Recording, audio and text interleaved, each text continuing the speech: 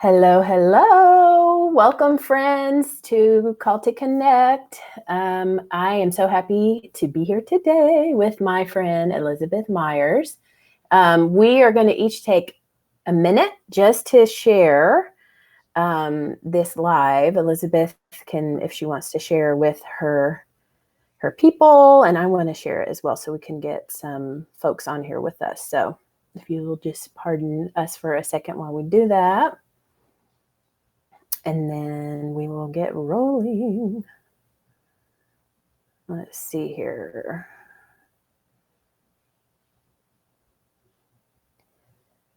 And one last one for me.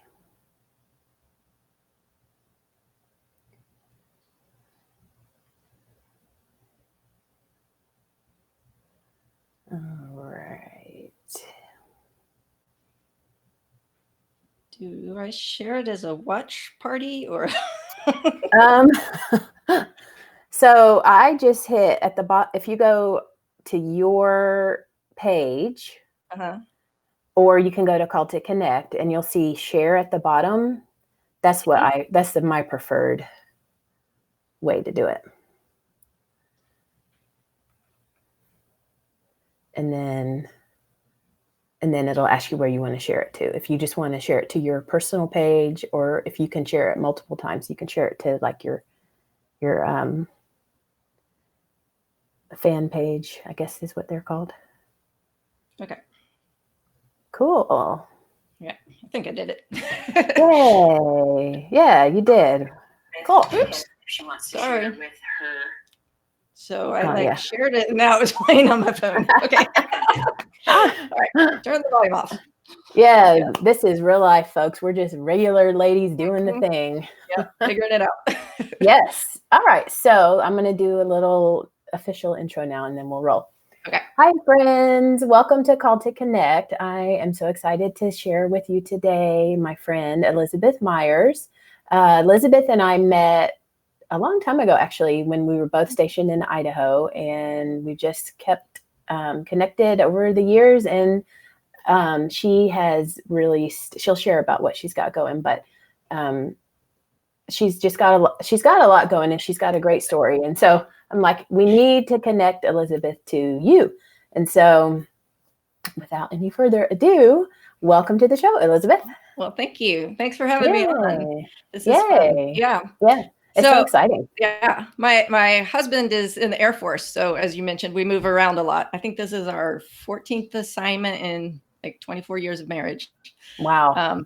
But that's not the only big numbers we have. We also have 8 kids, plus a bonus son in heaven, and a new daughter-in-law because our oldest son is now married. So yeah, hopefully the family will just continue to grow. Yes. So I chuckled when you said I have a lot going on, because that's true. We've moved a lot, and like with every move, we added another child and stuff like that. So yeah. Wow. So tell us about, if you don't mind, tell us a little bit about, you said your husband's in the Air Force and you have 8 children. I think I met all of them when we lived in Idaho. Yeah, the last 2 were born in Idaho. The 2 youngest were born there. So. And where are you now? Now we're in North Carolina at Seymour Johnson Air Force. So I'm not sure what the flying schedule is today, but if you hear a loud rumble, that's just the sound of freedom in the background. The sound of freedom, jet noise. We enjoy it. So just pause and enjoy it. Yeah. Yeah. And actually, your husband, is he flying? Mm-hmm. Yeah. Yeah. Not today, but yeah, normally. Yeah. Yeah. Mm-hmm. And what are your age ranges of your children? So our oldest just turned 22 and our youngest is 8.5. They're kind of every 2 years, but not, some are closer, some are further. So yeah. Fun. Wow. We enjoy them. Yeah, I know. I used to watch your kids at church in Mountain Home, and I just think you have such a beautiful family, and your children are they're just great kids. Like, they're kind and they're loving, and yes, they're kids, they're regular kids, but you've just done a great job parenting them and loving them and teaching them how to be.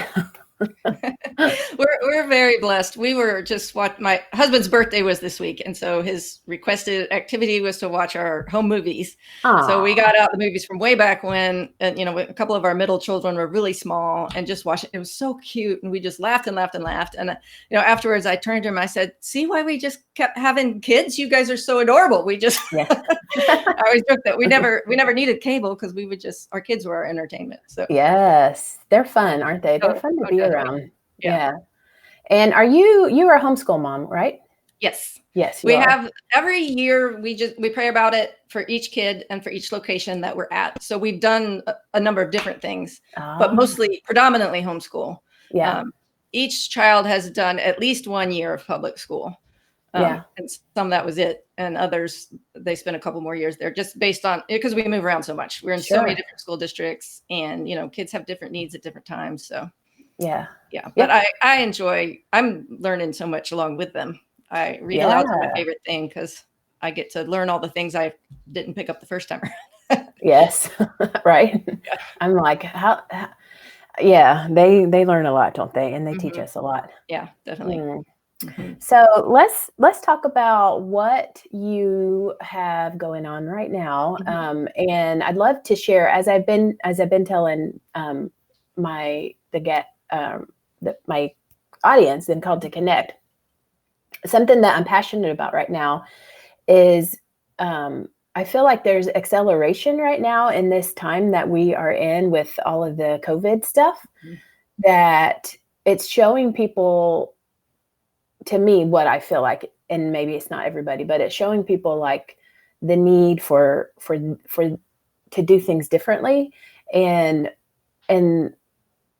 to me, I feel like it's like spurring people on to like move in and explore and engage the things that they're passionate about and the things that they have in their heart that they've maybe been nervous or scared or unsure to like engage with. And so I just feel like right now it's prime time to really like let that happen and let that develop. And so the guests that have on, I love hearing how what you've got going on and what you're about right now, how that came from. It seems like mostly people are just going scared. That's kind of how it feels like most of my guests have like launched out. And so from that aspect, would you share what you've got going? Yeah. So in this time when we were kind of quarantined at home, there's been a lot of challenges, but there's been also a lot of things that have dropped off the schedule. So that's actually freed me up some more to be able to do the ministry that I do online and the writing that I'm doing. And my husband is so supportive. He's got a full-time job and everything, but he takes the kids out on the weekend. They like to camp, and obviously we're kind of restricted now, so it's just right here local. But that way the house is quiet and I can actually have a full, complete thought. Yes. So awesome. So I've been getting a lot done with the writing and doing more speaking and things. And it is totally just like I'm way outside my comfort zone. But I just feel like God has He's blessed me in so many ways, and He's giving me a message. And the kind of the words that I keep hearing, in the back of my head are don't hoard it. Don't, like, God doesn't give us blessings just so that we'll be blessed. I mean, that's part of it, obviously, but He blesses us so that we'll be a blessing to others. Just like He said to Abraham, that was part of His covenant with Abraham, is I will bless you and I will make you a blessing to others. Yeah. And, so I just really feel compelled I just feel so blessed by God, and I feel compelled to share that. And, I've been through some difficult times, and, that's part of, where I guess we'll get to that part of the story, but that's where this ministry has grown out of. And, I really just have a heart to encourage other people who may find themselves in places like where I was. I just want to say, you're not alone, and God is good, even when life doesn't make sense. Yeah. And so it's that desire to honor God and help other people that pushes me out past my comfort zone. Yes. Because I feel like to kind of just stay in the shadows and stay where I'm safe and not be vulnerable and not put myself out there is in some ways just selfish. It's just, that's me thinking about me. Mm-hmm. And when I think about me, that's what I want to do, is just kind of hide in my little corner. Yeah. But when I think about other people out there who may be hurting the way I was hurting, and the fact that God is kind of urging me to go help them, that's what gives me the courage to step out more. So wow, I love it. So I guess one of the things we can start with is your first book is Undefeated. That's what it's called, right? Yep. Undefeated from Trial to Triumph. Yes. So how did that come about? Okay. Well, to get to how that came about, I got to back up a little bit further. Sure. Yes. Let's hear the story. There's a long story before that led up to that. But like I mentioned, we have a big family. We've got 8 kids. And when we got married, we didn't set out to. We're not from big families. We didn't say, oh, this is what we want. It just kind of gradually happened. Kind of like I said to the kids, it's like, you guys were so fun. We just couldn't stop. But somewhere along the way, I really felt God was calling me to just trust him with our family. And I'm not saying that God calls everybody to do that. But for me personally, I felt that call upon my life. And so I said, okay, again, very, stepping outside my comfort zone. It wasn't what I thought my life would be like. I'm a hardcore introvert. So like homeschooling with 8 kids, this is a God thing. But during that season when I was contemplating that, and I was, I just really was overwhelmed with my own inadequacy. I'm like, I can't handle like a big family or whatever. But I felt like God was encouraging me. There was a song then that was popular, More Than Enough. I don't know if you've ever heard it. It's Chris Tomlin, but yes, through that song, it just really spoke to me that God would be more than enough. I don't have to be adequate because he's all sufficient. God knows I'm inadequate for anything. And that's okay, because he's the one that is all sufficient. And he's the one that deserves the glory anyway. Right. So we, ventured down this way. When I was pregnant with my 6th child, I was kind of not in a really good place with my attitude. There were a lot of pressures in life at that point. We're military again. So it was like a 1-year assignment, it was difficult to have close friends when you're only there in a place for a year. And there were a number, my grandmother passed away. We had friends who were going through struggles, people I was really praying for. There was just little things. Like we had a family of mice that lived in our wall and scratched every night. Kept us awake. It was just like big things and little things. All these things just kept adding up. And I was really struggling with my attitude because my baby was due in November. We were supposed to move in December. And I was just like, oh, this trusting God thing is just too hard. It's really. So for Memorial Day weekend, we decided to go out and visit my family there in Texas. We were in Alabama at the time. And, while we were there, I got grumpy again. Somebody somewhere had made some comment. I can't even remember now what it was. And then there was, just all the stress, what it's like traveling with kids and in the car for hours, things like that.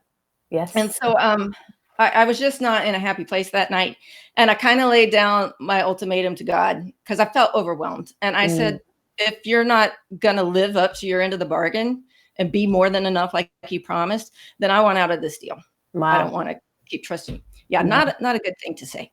But I'm being real. I'm being honest. Yes. So, but that night, our honesty. Yeah, that night I started spotting, and just really struggled all night long, and crying out to God and praying between, oh no, please don't let this happen. To that's not what I meant, God. I was just really desperate. And in the morning, I told my husband what was going on, and he put his hand on my belly and prayed for our child. And he said that he ended his prayer with, Lord, we surrender this child to you. And then my water broke. And I was about 4 months into the pregnancy. And so a minute or two later, his body was born. It was clear that his spirit was already with Jesus. So just out of the blue, all of a sudden. And I had just in the pregnancy, I just kind of gotten to the point where I was excited about being pregnant and not just thinking about trying to have a baby and then move. And so I really felt like it was a double surrender. Like I had to surrender to open myself up to receive that child. And then I had to surrender to let him go. And so it was just really hard. And I struggled with some health challenges, and, I could go on for hours, but there was just a lot of stuff. So needless to say, I just found myself in a very dark place. I struggled with depression, but I didn't know that's what it was. And I tried to go to, some medical things and get help. And there was, there's a whole story there too. Yeah. And so after a while, I just gave up, and doctors say there's nothing wrong with you. And people say you should be fine, get over it, move on. Unfortunately, in our culture, we just don't really know how to grieve a child who's never been born. Yeah. And, they say that, I think it's like 25% of women supposedly have miscarriages, but yet we're expected to not ever really talk about it. And in my case, I really felt like the hospital, the people that we were out of state, so it wasn't even, it's not my normal people. It was, we went to the emergency room, and so it was people there, but they refused to acknowledge that he was a baby. We named him Timothy. Wow. That was the first thing I said when he was born is, oh, it's a boy. But because he was just under 20 weeks, and 20 weeks is like when they consider a baby. That's when you get the death certificate and, other things. So they didn't want to acknowledge that there had been a death, because then they would have had to acknowledge that there had been a life. Wow. And so I felt like in order to protect another woman's right to choose, they were denying me my right to grieve. They only referred to him as the products of conception.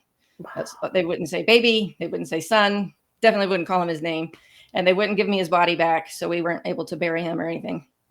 So it was just one thing piled upon another. Yeah. And then you add to all that, we're in this military situation, and I don't have close friends, and we're meeting new people, and they say, how many kids do you have? And I'm like, I have no idea how to answer that. Yeah. So it was just a combination of a lot of things. And I just kind of fell into an ugly place. And I had a lot of guilt on myself. They never medically figured out what went wrong. So I thought of 1,100 ways to blame myself. And then I kind of pulled away from God, and I felt like I couldn't trust him. And I felt like, well, if he really cared, he would send someone to help me. But he didn't, so he must not care either. And so I got into all this negative thinking, and just really not in a great place. But after that had gone on for several years, I got to the point where the pain of staying the same was greater than the pain of changing. Yeah. And that's when people do something. And I couldn't figure out, like, which is the chicken, which is the egg? Am I exhausted all the time because I'm depressed? Or am I feeling down because there's something physically wrong with me that, I couldn't sleep at night, I couldn't stay awake during the day, all these different things. And so I thought I'd done all this thing, trying to figure out, if you take this supplement, that will help. Or if you do this thing. And none of those had worked. And so I thought, what, I'm just going to attack it on all four fronts that I'm aware of. Spiritually, I got help spiritually, and I re-engaged in my personal relationship with God. Physically, I did go back to the doctor, and I'm like, something's not right, and I need help. And I started getting healthier too. That's when I started working out. Turns out exercise is like the greatest anxiety cure that there is.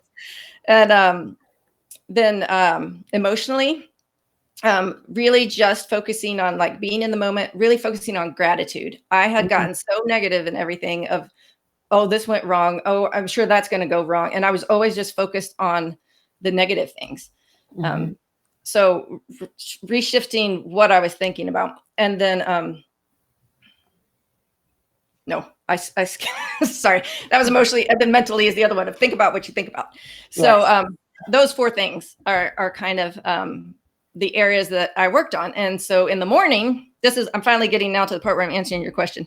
Yeah. In the morning, as I started re-engaging in this prayer time or Bible study time with God in the morning, it was while I was in Idaho there. I remember, sitting at my dining room table, and I would take notes in this notebook of things that I found in scripture that were encouraging to me. And slowly, gradually, it just, cleansed my mind of all these negative things I had thought about God, about myself, about the nature of the situation that I was dealing with. And I was about 3/4 of the way, I think, through my first notebook. And that's when I went, I think I'm writing a book. Wow. And I was just, I was seeing a pattern of things, and they related to those 4 areas, where I said I'm going to get help spiritually, mentally, emotionally, and physically. And I just saw how those things tied in. And I kind of came up with a concept that I call believe anyway. I realized that I had been filtering what I thought about God through my life experience. And I really needed to flip that around and filter my life experience through the Word of God. And so I talk about that in my book. There's a whole chapter on that. And this is the result, that notebook, and like 4 notebooks later, resulted in the book. So I like that. So filter our life experience through God. Yeah. So the book is all about knowing God, knowing yourself, and knowing your enemy. Because when we're struggling and in difficult circumstances, we tend to mislabel the battle that we're facing. And we say, this circumstance or that person is my problem. In my case, I really harbored a lot of bitterness towards the hospital and some of the ways that I felt like I was mistreated there. And I'm sure nobody intended to do, again, it was just that negative thinking of everything. So just identifying that we do have an enemy, but it's not, the hospital, or it's not that I'm having this financial trouble, or it's not this relationship with this person, it's just that we have an enemy who wants to pull us away from God. He wants to twist our thoughts and take us out of that place where we're trusting God and pull us away to where he is. So I think that's the part of the premise of Undefeated is a lot of times we feel defeated because we don't know that we're in a battle. We think life's a playground and I'm supposed to be happy and things are supposed to go my way and God's supposed to love me and blah, blah, blah. That whole experience just really shook my faith. I thought I'd had this strong faith and whatever, but I call it a fair weather faith of, if I love God and God loves me, things will go my way. But you read the scriptures and that's not true. I finally came to the place where I realized that nobody obeyed God better than Jesus, and yet nobody suffered more. So suffering is not an indication necessarily of disobedience. I mean, some of our struggles we do bring upon ourselves because of our own poor choices. That is a thing. But sometimes there's a greater reason at stake than that. So all in all, at the end, I decided that I didn't want a God that I could understand. I want a God that I can trust, even when I don't understand. So it's about that faith, growing our faith and trusting in God. So wow. That's a long answer to what made you write the book. No, that's it. Our stories are who we are in our life, and our stories are what make us us. And so I feel like that is such a connection point when all of that resonates with somebody in some way, shape, or form, whether it is specifically the same or not. And so I love the story. So I know you're working on your second book now, right? Yes. So actually what happened, those like pile of notebooks that I said, when I started writing the book, I'd never written a book before. I've always loved writing, but I just thought, I'll just write a book. Yeah. Turns out it's not that easy. So I started writing and I realized this is too long. This is going to be like War and Peace or something. So I chopped the book up into 3 and I kind of made a nonfiction trilogy. I'm not even sure that's a thing, but if it's not, I made it one. Wow. You are innovating. So this was Undefeated is the first one that kind of just lays the groundwork, because if you don't understand the nature of the battle, then the rest of it's not even going to make sense. But the second book is called Undaunted, about just going forth without fear, kind of the same line of what you were thinking. And it's based on growing our strength in those 5 areas. And in addition to the spiritual, physical, mental, and emotional, I've also added will, because you need the will, you need the motivation to make the changes and to do these things. And I believe that if we intentionally strengthen ourselves on these 5 areas, then that increases our resilience. It increases our ability to handle life when it's difficult. Instead of, I just kind of crumpled and I just went, God must not love me and I don't know what to do. And because I've been through this situation and now come out the other side, I feel like I've learned a lot. I feel like it took me a really long time to learn it. And I would love to give a shortcut to people. Yes. And so I've been like experimenting on myself for the last 13 years. Basically, what works and what doesn't. And not everything's going to work for everybody just the same. So this is more just kind of a toolkit of these are some things that you can try that will help you strengthen yourself in these areas, either to overcome an adversity or, to strengthen yourself ahead of an adversity, or even maybe to help a friend who's because we all do at one time or another, we all struggle. So it's just, that coming alongside one another and helping each other out. Yeah. Well, your place of pain becomes your place of rain, and you're stewarding that, as you said, something you said earlier, like there's just a greater purpose, whether it's related to whatever it's related to.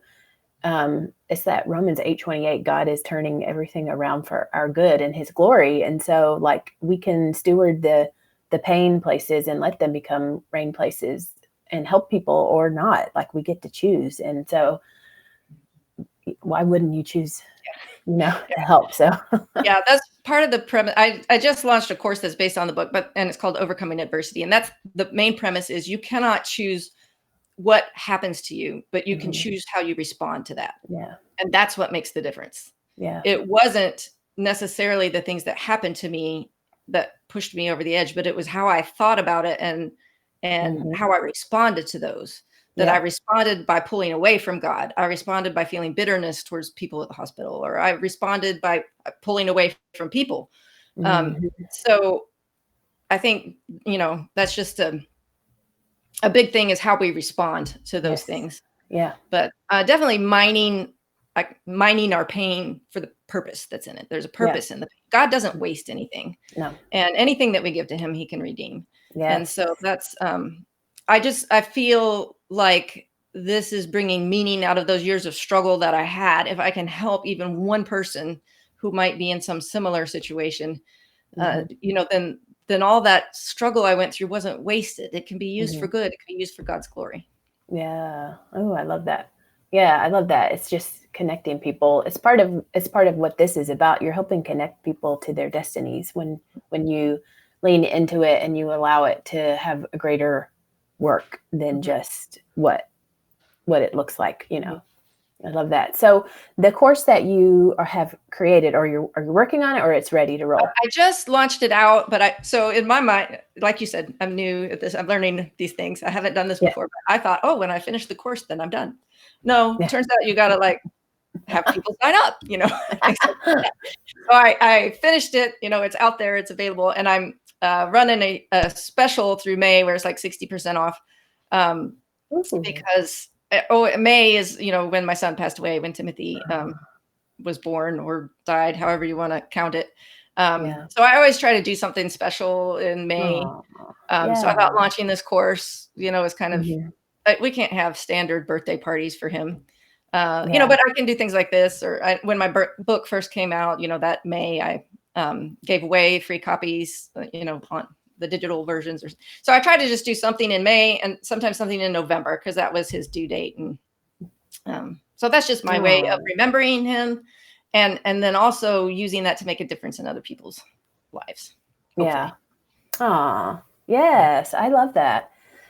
It's so special. And your whole family knows, like, there's probably a lot of anticipation every year for May. What's God got for us this year or for next May? What's it going to be? Yeah. Yeah. We've had different, moving around. It's hard to have traditions, but we've done different ceremonies kind of over it's hard because, like I said, that I didn't get his body back, so he's not buried anywhere. There's no grave to go visit. And people said, plant a tree. And I'm like, I move every couple years, that planting a tree is just not going to work for me. But we've done different things, gone to the lake and just, we've said a prayer. We've talked about Timothy and thrown, flowers out on the lake. Or one year, and we got the little, because we're a homeschool family, we get the little caterpillars that turn into butterflies, and then we release them, I thought that was a really neat, the whole metamorphosis of butterflies has a whole lot of meaning in it. Yeah. So we do a different thing, not every year. There's probably some years where we've been busy, but just as we have time and as opportunities present themselves. We one year made up a bunch of gifts and took them to the Pregnancy Crisis Center in our town. And I did that in November for his birthday. I took my young kids with me. Yeah. And we had them decorated up in gift sacks. And there was a woman with like a toddler age child who was leaving, and the toddler wanted one of the gifts that we were bringing in.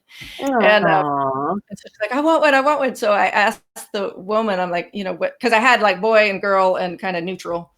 I said, well, what gender is your baby? You know, do you know? And she's like, oh, it's a little boy. So I gave the toddler the little boy baby gift.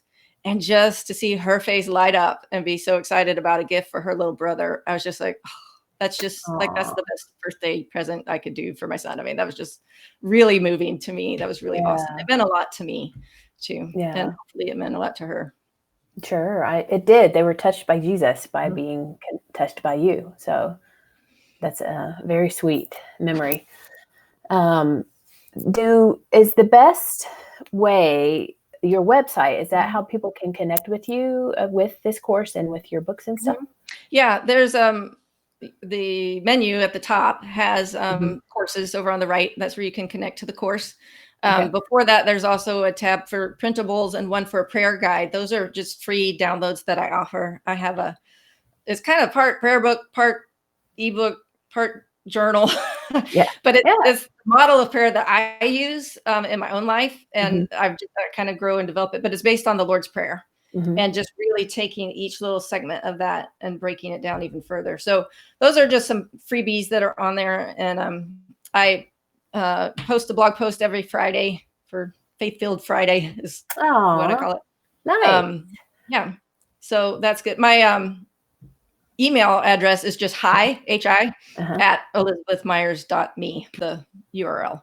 So Nice. people can email me, and some of my readers will write to me and they'll share some of their struggles that they're going through as well. And so I have a prayer spreadsheet. I put people on it. So I tell people, I'm like, okay, please write me. I'd love to hear from readers, but I'm going to put you on my prayer list. Oh, wonderful. For you. So yeah, that's just an extra way that I feel like I can connect with people. Yeah. And praying for someone is far better than anything I could personally do for them. Yeah. God is able to help and heal people much more. So connecting them with God is important. Yeah, you're a connector. I love it. Yeah. Is there anything else that you would like to share before we go? And I do have one last thing before we go. I just want people to know that God is worthy of our trust, even when our life doesn't make sense. And everybody has difficult things they face, and there's a lot of difficulty going on right now in the whole world. But God is good through all of that, even when we can't see it yet, even when we can't figure it out. And I've really struggled with like God's will and things like that. But I believe that if I knew everything that God knows, and if I were as perfectly good as God is, then I would choose for myself the same things he has chosen for me.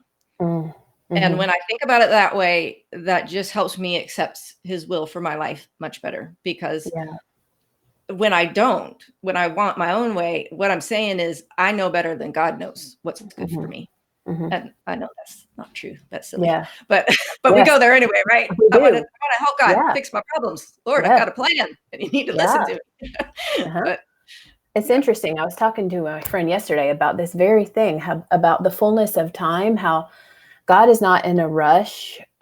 He gently brings things to us that he's offering us the opportunity to engage with him and to have breakthrough and freedom. That's how I see it. And so, but he's not in a hurry. And there's a fullness of time aspect where the process is part of, or is, it's journey living. And so when we think, oh, I wish he could do it fast, but then if it happened fast, it's exactly what you're saying. When we get what we wanted, we realize we didn't actually know what we wanted, and we did what he wants, because Yeah. I learned that lesson kind of early in life, because when I was a young kid, I prayed to God that I would get sick the next day so I wouldn't have to go to school. And the next morning I woke up with a chicken pox. So I'm like, girl, be careful what you pray for, because God might answer it. He knows better. That's why it's important that we tack on the thy will be done on everything, not my will. Yeah. Oh, wow. Well, I would love to know what is one or two, if you have two or three, things that you are very like, things that are fun to you right now. If you're something you're reading or watching or doing, as a way to just connect people a little bit further. So there's a lot of things. I'm a kind of, like I said, introvert, nerdy person. So I love to read. I've always got like 25 different books that I'm somewhere in the midst of reading, and it kind of changes based on what my whim of the moment is. Yeah. And sometimes I really, when I try to do like a Bible or study something, I just really get down into all the commentaries and so the backstory on the prayer guide is I took the Lord's Prayer and I just, really examined each thing. I expanded that thing into a 100-page document. Wow. Okay, but I shrunk it down. My free version is only 26 pages, so don't freak out. But that's what I get fired up about doing research. I know that's kind of a nerdy thing. No, it's amazing. And then, like I said, just with this time, I've had much more time to write with the situation and with my husband's support and helping out with the kids. And so I really feel like I've been able to get traction and make some progress on these things that are really meaningful to me, because I feel like this is what God's calling me to do. And this is meaningful, to have impact on others. And so that's just really satisfying and fulfilling in a way that other things of this world aren't, what I'm saying? Yeah. It's just really, a couple of years ago, I actually went back to Idaho to do a women's retreat there. And just that whole weekend of just seeing how God connected women and just how he just showed up in so many ways. And, I just thought, man, I could get addicted to this, just watching God work, it's just really special. So. Wow. That's amazing. Maybe that's part of your next thing, is creating a regular women's ministry, something. Ooh, that'd be fun, wouldn't it? Yeah. Good. Yeah. Cool. Well, thank you so much for being on the show today and sharing having me on. Yeah, sharing your story and your heart. And I'll put your info, your websites and your emails and all that in the content of the video, so people can connect with you. And she does want you to connect with her, people. So send her the email and get on her prayer list. Yes. Yeah. Yay, fun. Thank you so much again. And thank you, friends, for watching. And I'll see you next time.